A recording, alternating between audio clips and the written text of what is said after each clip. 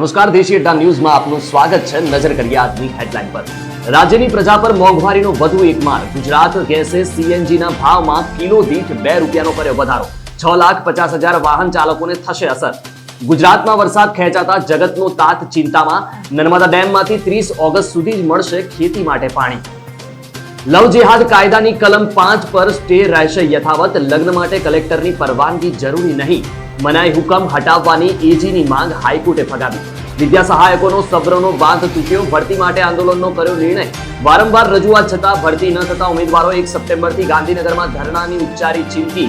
અમદાવાદમાં ડ્રેનેજ લાઇનની સફાઈ દરમિયાન 2 શ્રમિકોના મોત. સત્તાધીશોના અમદાવાદને વિકાસની વાતો વચ્ચે મશીનની જગ્યાએ માણસો ઉતારવા પડે છે. વિદેશ મંત્રી જયશંકરની અધ્યક્ષતામાં અફઘાનિસ્તાન મુદ્દે સર્વપક્ષીય બેઠક મળી. તમામ પક્ષોને અફઘાનિસ્તાનની પરિસ્થિતિ અંગે આપી માહિતી.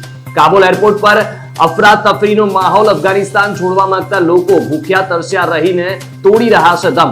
કાબુલ એરપોર્ટ પર આતંકવાદી હુમલાનો ભય. અમેરિકા, બ્રિટન સહિત અનેક દેશોએ નાગરિકોને એરપોર્ટથી દૂર રહેવા આપી સલાહ. અફઘાનિસ્તાનમાં પંજશીર ખાતે તાલિબાન અને નોર્ધન એલાયન્સ વચ્ચે સીઝ ફાયર અંગે સહમતિ સધાઈ. એકબીજા પર હુમલો ન કરવા સંમત થયા. તાલિબાને ફરી બતાવ્યો પોતાનો અસલી રંગ. ટેલો ન્યૂઝ માટે કામ કરતા જીઆર યાદની હત્યા કરી. પત્રકારની હત્યાથી સમગ્ર દુનિયામાં રોષ. હવે જોઈએ સમાચાર વિસ્તારથી. પેટ્રોલ ડીઝલ બાદ હવે સીએનજીમાં પણ મોંઘવારીનો માર. સીએનજીના ભાવમાં કિલો દીઠ ₹2નો વધારો. ગુજરાત ગેસે સીએનજીના ભાવમાં કર્યો વધારો. ગુજરાત ગેસનો ભાવ કિલો દીઠ ₹54.45 થયો. સીએનજી સંચાલિત 6.5 લાખ વાહન ચાલકોને અસર. પેટ્રોલ ડીઝલ બાદ હવે સીએનજીમાં પણ મોંઘવારીનો માર સહન કરવાનો વારો આવ્યો છે. પેટ્રોલ ડીઝલના ભાવથી દાઝેલી જનતાને ગેસના ભાવ વધારા થકી નવો ડામ અપાયો છે. અદાણી બાદ હવે ગુજરાત ગેસે પણ સીએનજીના ભાવમાં પ્રતિ કિલોએ ₹2નો વધારો ઝીક્યો છે.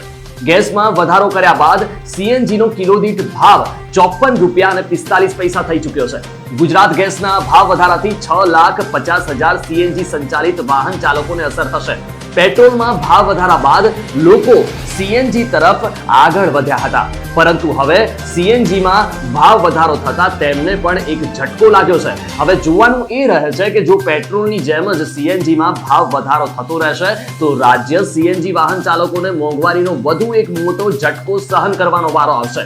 ગુજરાત ગેસે ₹2નો વધારો કર્યા બાદ પણ રાજ્યમાં સીએનજીનો સૌથી ઊંચો ભાવ અદાણી ગેસનો જ રહેશે. અદાણીના સીએનજીના ભાવ હાલ ₹55.30 છે. હાલ તો એ આશા રાખીએ કે સીએનજીનો આ ભાવ વધારો ફક્ત એક જ વખતનો રહે. પેટ્રોલ ડીઝલના ભાવ વધારાની જેમ પ્રજાની મુશ્કેલીમાં વધારો ન કરે. ગુજરાતમાં જળ સંકટના એંધાણ. વરસાદ ન થતા કૃષિ ક્ષેત્રને મોટું જોખમ. સરદાર સરોવર નર્મદા ડેમમાં પાણીની આવકમાં ઘટાડો. વરસાદ ખેંચાતા રાજ્યમાં જળ સંકટના એંધાણ વર્તાઈ રહ્યા છે. સરદાર સરોવર નર્મદા ડેમની જળ સપાટીમાં સતત ઘટાડો નોંધાઈ રહ્યો છે. હાલ ડેમની સપાટી 115.74 મીટર છે. તેમજ ઉપરવાસમાંથી 19,000 ક્યુસેક પાણીની આવક નોંધાઈ છે. 30 ઓગસ્ટ સુધી જ ખેતી માટે વરસાદની જાહેરાત કરવામાં આવે છે અને જો વરસાદ નહીં થાય તો ખેતી માટે મોટું જોખમ ઊભું થશે.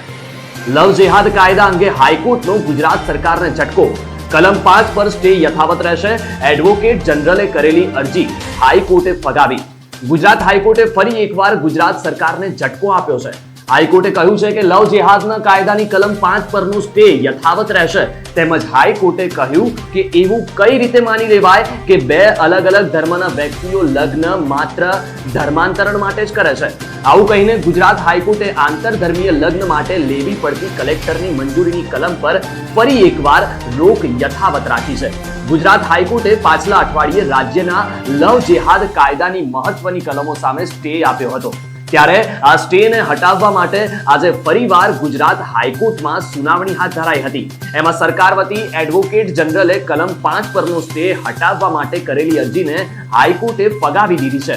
એડવોકેટ જનરલે કાયદેસરનું ધર્માંતરણ કરવા માટે કલેક્ટરની પરવાનગી જરૂરી હોવાની રજૂઆત કરી હતી અને મનાઈ હુકમ હટાવવા હાઈકોર્ટ સમક્ષ માંગ કરી હતી.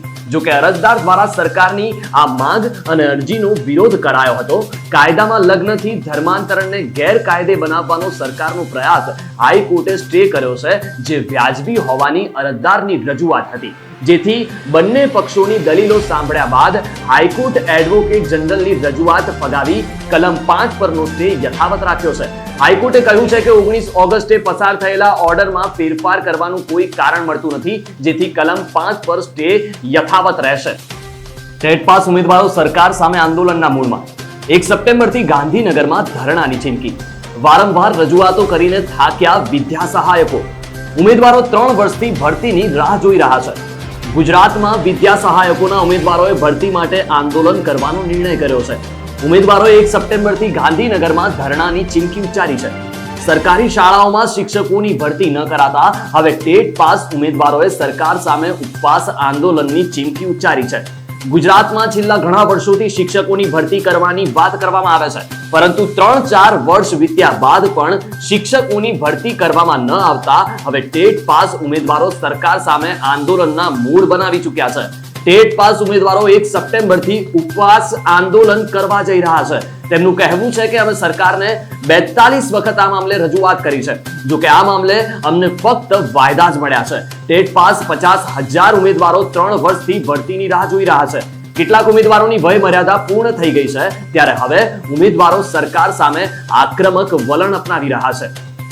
અમદાવાદમાં સફાઈ દરમિયાન 2 શ્રમિકના મોત. ડ્રેનેજ લાઇનની સફાઈ દરમિયાન થયા મોત. મશીનની જગ્યાએ માણસો ઉતારવા પડે છે. કેટલાક મજૂરોના મોત બાદ સત્તાધીશોની આંખ ઉઘડશે. અમદાવાદમાં ડ્રેનેજ લાઇનની સફાઈ કામગીરી દરમિયાન 2 શ્રમિકોના મોત થયા છે. અમદાવાદ શહેરમાં ગટર સાફ કરવા માટે મશીનની જગ્યાએ માણસો ઉતારવા પડે છે અને સત્તાધીશો અમદાવાદને વિકાસ મોડલ શહેર બનાવવાના દાવા કરે છે. અમદાવાદના બોપલ ચિલેજ કેનાલ પાસે ડ્રેનેજ લાઇનમાં કામ ચાલતું હતું, તે દરમિયાન 2 શ્રમિકોના મૃત્યુ થયા છે. ડ્રેનેજ લાઇન એટલે કે ગટરની સફાઈ કરવા માટે આ શ્રમિકો ગટરમાં ઉતર્યા હતા, જે બાદ ડૂબી જવાથી કામદારોના મોત થયા હોવાનું પ્રાથમિક અનુમાન લગાવાઈ રહ્યું છે. યોગી કન્સ્ટ્રક્શન નામની કંપની ગટર લાઇનનું કામ કરે છે, જેનો માલિક સંકેત પટેલ છે, પણ યોગી કન્સ્ટ્રક્શને એક પેટા કોન્ટ્રાક્ટરને આ કામ સોંપ્યું હતું, પણ એક મજૂર ગટરનું કામ કરતા અંદર બેભાન થયો હતો, જે બાદ એકને બચાવવા જતા બીજા 2 મજૂર ઉતર્યા અને બીજા એકની શોધખોળ ચાલુ છે. ગટરની ગંદકી નહીં, એએમસીના સત્તાધીશો અને કોન્ટ્રાક્ટરોની મિલીભગતની ગંદકી સાફ કરવાની જરૂર છે. ક્યાં સુધી ગરીબ મજૂર ગટરમાં મરતા રહેશે, તે સૌથી મોટો સવાલ છે. અફઘાનિસ્તાન મુદ્દે સર્વપક્ષીય બેઠક. વિદેશ મંત્રીએ અફઘાનિસ્તાનની પરિસ્થિતિની આપી માહિતી. કેન્દ્ર સરકારે સર્વપક્ષીય બેઠક બોલાવી હતી. બેઠકમાં કોંગ્રેસ, ડીએમકે સહિત પાર્ટીના નેતા હાજર રહ્યા હતા. અફઘાનિસ્તાન મુદ્દે આજે સર્વપક્ષીય બેઠક મળી, જેમાં વિદેશ મંત્રી જયશંકરે અફઘાનિસ્તાનની પરિસ્થિતિ અંગે માહિતી આપી હતી. તો વિપક્ષી દળોએ કહ્યું કે સરકારે પણ આ મામલે નિવેદન જાહેર કરવું જોઈએ. અફઘાનિસ્તાન પર તાલિબાનના કબજા બાદ સતત પરિસ્થિતિ બદલાઈ રહી છે. આ જ ઘટનાક્રમ પર ચર્ચા કરવા માટે કેન્દ્ર સરકારે આજે સર્વપક્ષીય બેઠક બોલાવી હતી. અફઘાનિસ્તાનમાં તાલિબાનના શાસન પર ભારત સરકારે નક્કી કરવાનું છે કે ભારતની રણનીતિ શું હશે. વિદેશ મંત્રી એસ જયશંકર પ્રસાદે ગૃહના નેતાઓને અફઘાનિસ્તાન વિશે માહિતી આપી છે. આ બેઠકમાં લોકસભામાં કોંગ્રેસના નેતા અધીર રંજન ચૌધરી, રાજ્યસભાના નેતા મલ્લિકાર્જુન ખડગે, એનસીપીના નેતા શરદ પવાર, ડીએમકેના ટીઆર બાલુ, પૂર્વ વડાપ્રધાન એચડી દેવગૌડા, કેન્દ્રીય મંત્રીઓ પિયુષ ગોયલ અને અનુપ્રિયા પટેલ હાજર રહ્યા છે. ત્યારે વિપક્ષી દળોએ સરકારને એવું પણ કહ્યું છે કે સરકાર અફઘાનિસ્તાન બાબતે એક નિવેદન પણ જાહેર કરે. આ બેઠકમાં કોઈ પાર્ટીના એક સાંસદ હોય તો પણ તેમને આમંત્રણ આપવામાં આવ્યું છે. હાલ ભારત સરકારની પ્રાથમિકતા અફઘાનમાં ફસાયેલા લોકોને સુરક્ષિત બહાર કાઢવાની છે. જો કે અત્યાર સુધીમાં ભારતે અફઘાન માટે વેઇટ એન્ડ વોચની નીતિ અપનાવી છે. કાબુલ એરપોર્ટ પર અફરાતફરીનો માહોલ. લોકો ભૂખ્યા તરસ્યા. 2.5 લાખ લોકોની ભીડ. લોકો ભૂખ્યા પેટે કાબુલ એરપોર્ટ પર ઉભા છે. કાબુલ એરપોર્ટ પર લગભગ 2.5 લાખ લોકોની ભીડ છે, જેઓ અફઘાનિસ્તાન છોડીને જવા માંગે છે. તાલિબાનોએ અફઘાનિસ્તાન પર કબજો કરતા જ પરિસ્થિતિ બદલાઈ ગઈ છે. મોટા ભાગના લોકો કોઈ પણ રીતે દેશ છોડવા માંગે છે. અફઘાનિસ્તાન માટે એક જ રસ્તો બચ્યો છે, કાબુલ એરપોર્ટ. અહીંની સુરક્ષા અમેરિકન સૈનિકો કરે છે. કાબુલ એરપોર્ટ પર લગભગ 2.5 લાખ લોકોની ભીડ છે, જેથી કાબુલ એરપોર્ટ પર ખોરાક અને પાણીના ભાવ આસમાને પહોંચી ગયા છે. અહીં પાણીની બોટલ $40 એટલે કે 3000 રૂપિયામાં મળે છે, જ્યારે એક પ્લેટ ભાત માટે $100 એટલે કે 7500 રૂપિયા ખર્ચવા પડી રહ્યા છે।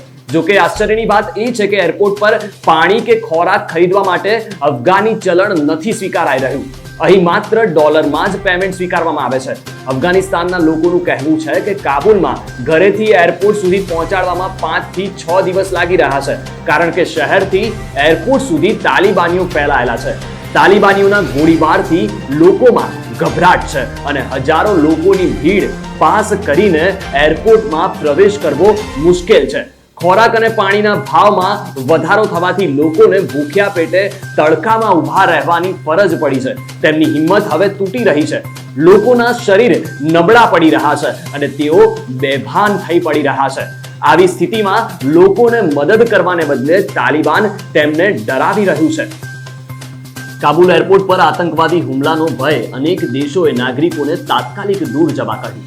અમેરિકા, ઓસ્ટ્રેલિયા અને બ્રિટને એરપોર્ટથી દૂર રહેવાની સલાહ આપી। કાબુલ એરપોર્ટ પર આતંકવાદી હુમલાનો ભય છે, જેથી અમેરિકા, બ્રિટન અને ઓસ્ટ્રેલિયાએ પોતાના નાગરિકોને કહ્યું કે જો તમે એરપોર્ટની નજીક હોવ તો તરત જ ત્યાંથી દૂર જતા રહો। કાબુલ એરપોર્ટ પર અફરાતફરીનો માહોલ છે। અમેરિકા, ઓસ્ટ્રેલિયા અને બ્રિટને કાબુલ એરપોર્ટ પર આતંકવાદી હુમલો થવાની આશંકા વ્યક્ત કરતા પોતાના નાગરિકોને અત્યારે કાબુલ એરપોર્ટ પર ન જવાની ચેતવણી આપી છે અને જો લોકો એરપોર્ટની બહાર ઉપસ્થિત છે તે લોકો તાત્કાલિક ત્યાંથી દૂર જતા રહે। કાબુલમાં આવેલા અમેરિકી દૂતાવાસ તરફથી કહેવામાં આવ્યું છે કે જે લોકો કાબુલ એરપોર્ટના અબુ ગેટ, ઈસ્ટ ગેટ અને નોર્થ ગેટ પર ઉપસ્થિત છે તો તેઓ તાત્કાલિક ત્યાંથી દૂર જતા રહે અને યુએસ સરકાર તરફથી વધુ સૂચના ન મળે ત્યાં સુધી રાહ જુએ। હાલ કાબુલ એરપોર્ટ પર અમેરિકન સૈનિકો તહેનાત છે। યુએસ સરકારની સૂચના બાદ તેઓ એલર્ટ થઈ ગયા છે। તમામ સામાન્ય નાગરિકોની એરપોર્ટથી દૂર ખસેડવાની પ્રક્રિયા ચાલી રહી છે। તાલિબાનીઓની પંજશીર સાથે સીઝ ફાયર માટે થઈ સંધિ। અફઘાનિસ્તાનમાં નોર્ધન અલાયન્સ અને તાલિબાન વચ્ચે થઈ સંધિ। એકબીજા પર હુમલો ન કરવા માટે સંમત થયા। અફઘાનિસ્તાનમાં પંજશીર ખાતે તાલિબાન અને નોર્ધન અલાયન્સ વચ્ચે વાતચીત થઈ છે, જેમાં સીઝ ફાયર અંગે સહમતિ સધાઈ છે। બંને પક્ષો એકબીજા પર હુમલા ન કરવા થયા સંમત। અફઘાનિસ્તાનમાં પંજશીર ખાતે તાલિબાન અને નોર્ધન અલાયન્સ વચ્ચે ફરી એક વખત વાતચીત શરૂ થઈ છે। તાલિબાને ભલે સમગ્ર વિસ્તાર પર કબજો મેળવી લીધો હોય, પરંતુ હજુ સુધી તે પંજશીર સુધી નથી પહોંચી શક્યું। બંને જૂથ વચ્ચે લાંબા સમયથી જંગ ચાલી રહી હતી, પરંતુ હવે સીઝ ફાયરને લઈ સહમતિ સધાઈ છે। અહમદ મસૂદની આગેવાનીમાં નોર્ધન અલાયન્સ અને તાલિબાન વચ્ચે પરવાન ખાતે વાતચીત શરૂ થઈ હતી। મૌલાના અમીર ખાન મુફ્તીએ તાલિબાન તરફથી વાતચીતની આગેવાની કરી હતી। તાલિબાન દ્વારા આ વાતચીતને અમન જીરગા નામ આપવામાં આવ્યું છે। તાજેતરમાં તાલિબાન અને નોર્ધન અલાયન્સ ફાઇટર્સ વચ્ચે પંજશીરની સરહદે ગોળીબારના સમાચાર સામે આવ્યા હતા। તેમાં આશરે 300 જેટલા તાલિબાનીઓ માર્યા ગયા હોવાનું કહેવામાં આવ્યું છે। તાલિબાન સતત પંજશીર પર કબજો જમાવવા પ્રયત્નશીલ છે, જો કે નોર્ધન અલાયન્સ તેમ ન બને તે માટે અડગ છે। નોર્ધન અલાયન્સ તરફથી કેટલીક શરતો રાખવામાં આવી છે, જેના પર તાલિબાને નિર્ણય લેવાનો છે, જ્યારે તાલિબાન પંજશીર મુદ્દો જલ્દી ઉકેલવાનો દાવો કરી રહ્યું છે। તાલિબાને પત્રકારની હત્યા કરી। ટોલો ન્યૂઝ માટે કામ કરતા જીઆર યાદની હત્યા કરી। પત્રકાર ગરીબી અને બેરોજગારી પર કરતો હતો રિપોર્ટિંગ। અગાઉ તાલિબાને ભારતીય પત્રકાર દાનિશ સિદ્દીકીની કરી હતી હત્યા। અફઘાનિસ્તાન પર કબજો જમાવીને બેઠેલું તાલિબાન ભલે કહેતું હોય કે તેઓ આતંકવાદી નથી, પરંતુ તેમના કારનામાઓ જ તેઓને આતંકવાદી સાબિત કરી રહ્યા છે। તાલિબાનીઓએ અફઘાનિસ્તાનમાં ટોલો ન્યૂઝ માટે કામ કરતા પત્રકાર જીઆર યાદની હત્યા કરી દીધી છે। તાલિબાન દ્વારા અફઘાનિસ્તાનમાં દરરોજ થતા હુમલાથી હવે તો સમગ્ર દુનિયા વાકેફ છે।